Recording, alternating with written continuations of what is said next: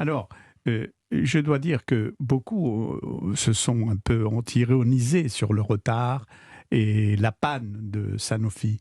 Moi, je trouve que vous avez été extrêmement modeste et courageux parce que vous avez accepté d'être sous-traitant, d'aider les entreprises les laboratoires qui ont mis au point les vaccins, comme Pfizer, AstraZeneca et évidemment Moderna, dirigés par des Français, parce qu'on retrouve à la tête de beaucoup de ces laboratoires des Français. Absolument. Comme Bancel, justement, qui vient du sud, à côté Pascal de... Soriot chez AstraZeneca, vous avez tout à raison. fait. Et vous avez accepté de fabriquer ces vaccins qui ne sortent pas de vos laboratoires pour aider justement la vaccination de masse. Alors, il faut rappeler peut-être un peu d'histoire sur ce qui s'est passé au fond depuis mars 2020.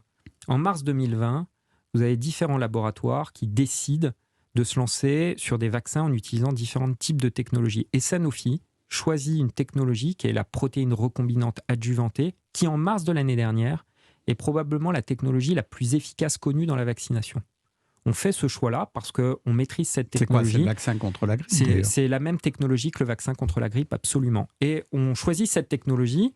On ne choisit pas l'ARN messager parce que l'ARN messager, jusqu'au Covid-19, ça n'a jamais fait ses preuves. On ne sait pas si ça va marcher. Et puis vous avez Or, ça va marcher. Or, ça a marché, et je pense qu'il faut tous s'en féliciter. C'est une extraordinaire nouvelle que ça ait marché avec ce niveau d'efficacité et de tolérance. Chapeau.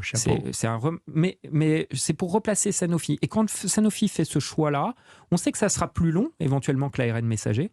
On sait que ça sera probablement plus long aussi que la technologie utilisée par AstraZeneca, l'adénovirus, ou de Johnson & Johnson. Mais on l'assume parce qu'au fond, on se dit, si les deux autres ne marchent pas, peut-être que nous, on marchera. Et au fond, il faut bien que tout le monde se rende compte que c'est une très bonne chose que des industriels aient choisi plusieurs technologies. Parce qu'on voit bien, si une marche mieux que l'autre, c'est quand même au bénéfice des patients. Donc, qu'il y ait plusieurs technologies différentes lancées simultanément, quitte à ce qu'elles arrivent avec des décalages dans le temps, c'est pas grave et c'est même une bonne chose parce que ça permet d'avoir plusieurs flèches dans le carquois au cas où une ne fonctionne pas.